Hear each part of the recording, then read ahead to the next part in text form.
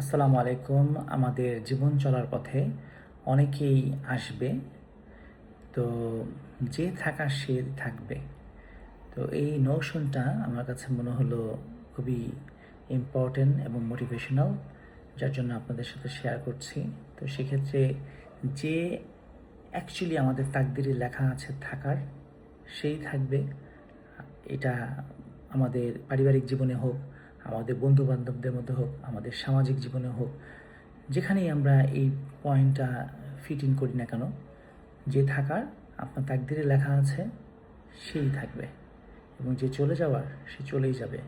তো কেউ চলে যাওয়ার কারণে আমাদের মন খারাপ করার কোনো সুযোগ নেই।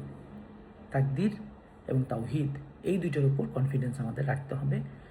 কারণ তাকদির এবং তাওহীদের উপর কনফিডেন্স না থাকার কারণে আমরা ডিপ্রেশনে পড়ে যাই।